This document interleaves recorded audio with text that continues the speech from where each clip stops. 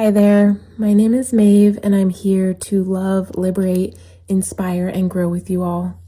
Today, I wanted to share an example of a glute workout with some tips that have helped me on my journey. This is just my experience and I am by no means an expert. This is also kind of a testament and a devotion to myself that I remained consistent even after lifting too heavy of deadlifts. It can be slightly discouraging when you can't lift as heavy as you were, but as long as you don't give up, and we're not giving up. So before I even go to the gym, I warm up with some banded glute bridges and these banded walk aparts that you'll see in a minute that I learned from physical therapy.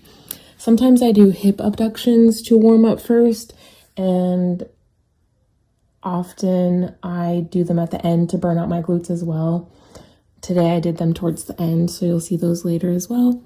But yes, here we are with some warm-ups. It's best if you have a long hallway to do these, so you can walk forwards until you feel some fatigue and then walk backwards until you feel some fatigue and then walk side to side until you basically can't anymore. And so today I felt like starting off with some hamstrings because they're lacking a little bit. I did 3 sets of hamstrings. I had heard it can be good to lean forward a little bit and feel that stretch in your hamstrings. So that's typically what I do. I feel it more in my hamstrings if I'm leaning forward. And then towards the end, I start to do these like negatives where I push my shins towards the chair and then kind of let it go slowly and just like help myself burn out even more. And I also do some pulses at the end too to just try to get that little extra burn.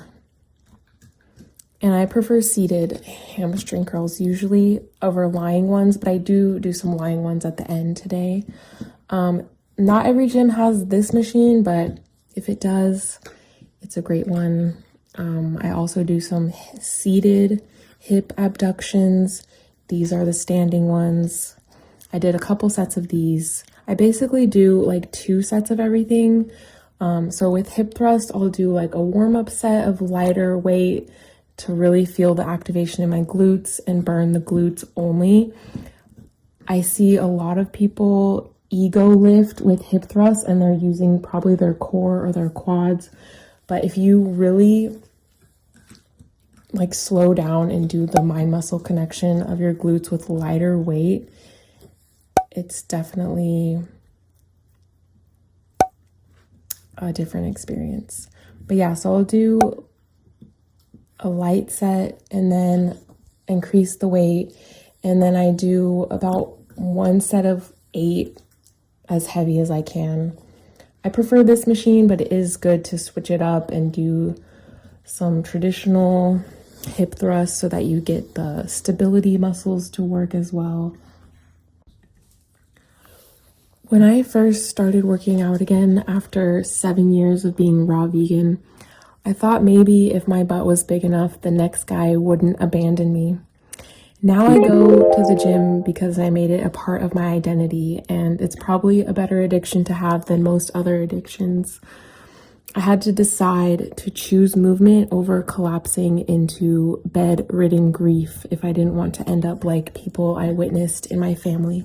No offense to them, but sometimes I go to tire myself out as an excuse not to face other areas of my life that need attending.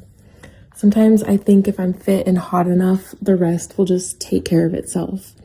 That may or may not be entirely true, and I'm just being honest and revealing a glimpse of my journey. And of course, there are other layers where it does benefit my health, and I've improved what used to be chronic back pain with focusing on my glutes and prioritizing glute activation and just being consistent. So here we're doing my favorite exercise, Bulgarian split squats with a superset of RDLs each leg, single leg RDLs.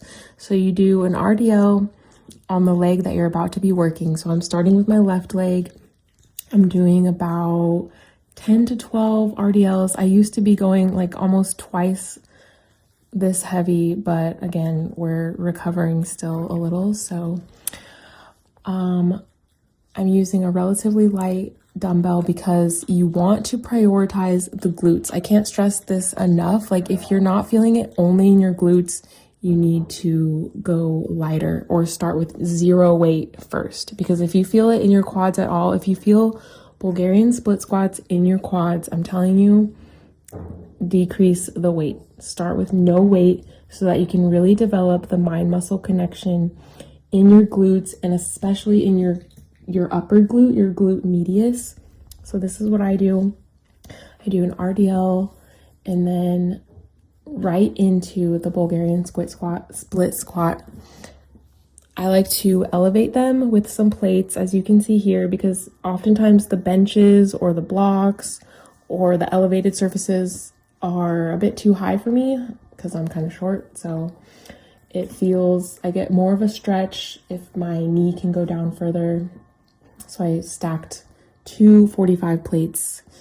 And then I also like to have something to hold on to, which is an unpopular thing that I've not seen very often, but it really helps me stay stable and prioritize the glute, or focus on the glute more if you have like stability, something to just hold on to. I usually also use knee sleeves, again, just for the stability and the glute mind muscle connection. Like my knees, I never have knee pain or anything, but it does just a little bit extra to stabilize your knee so that you feel it more in your glutes. Because I have been, like, my goal was to be glute dominant rather than quad dominant. So as you can see, my quads are not very developed, but I think most people would agree that I have decent glutes for the size and the rest of my proportions, which is what I personally strived for. So then I move into some goblet squats, wide-legged.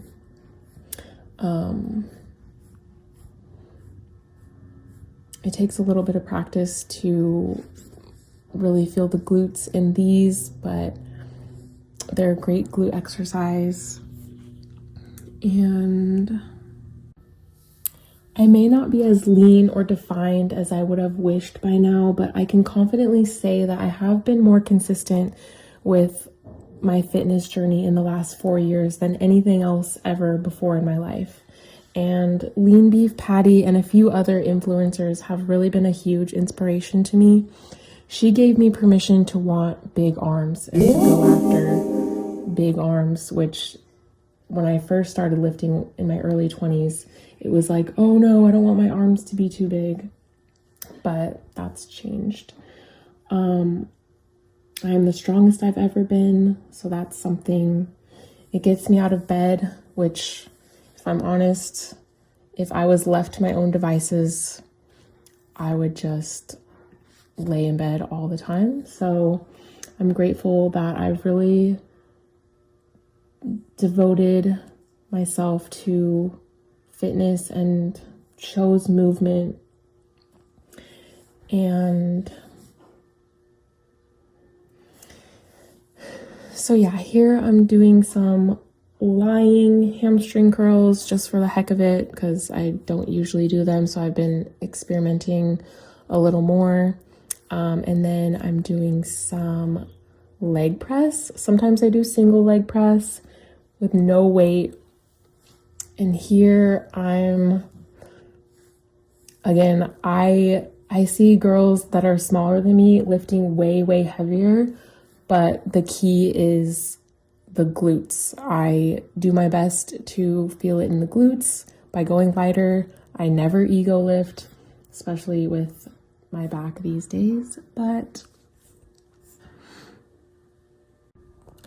I also always lift in grippy toe socks barefoot, and I don't care what anyone thinks. I don't give a heck what anyone thinks. It helps me with the mind muscle connection, and it just feels so much better. I get more, just more awareness, more stability. So that's what I do. And then here we do some abductions at the end just to give that extra glute burn. I also play around with like pulsing at the end of each rep, and going slow or holding it at the end or leaning forward, leaning backwards. I just kind of do all the things and just experiment what helps me burn out. So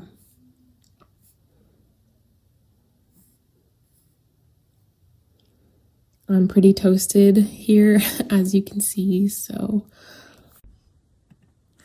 I really only do like 2 sets of every exercise. I'll do like a warm-up set, or sometimes I'll even just do 1 drop set. I think that's what I'm doing here. Is I'm just basically doing 2 sets. I did 1 set, and then I'm doing a drop set where I just keep lowering the weight until I don't feel like doing anymore. But for like most of my main lifts, like the leg press, I'll do like 2 sets of as heavy as I can. Or I usually increase the weight once, so it's like 1 slightly heavy set and then 1 heavier set, and that's about it. And moving right into my favorite calf exercise. I don't see people using this machine often because maybe they think it's awkward, but it's literally my favorite calf exercise. And it's called donkey calf raises, I believe. And yeah, it doesn't crush your shoulders like the standing calf raises, and it doesn't crush my legs like the seated one. I don't know, I just like it. So I do like 2 or 3 sets of calves. But yeah, as I was saying, most of the heavier lifts I do basically just 1 heavy set with like 2 warm-up sets. I end my day with some abs. It's hard to explain this ab exercise, but you can kind of get the gist of it. I have a low cable and I've attached it with some Velcro rings around my ankles. And yep, that's all for today. Thank you so much for watching. And I would love to encourage and support your fitness journey. If you have any questions, leave them in the comments. I love to hear from you. And remember, all of you is welcome here.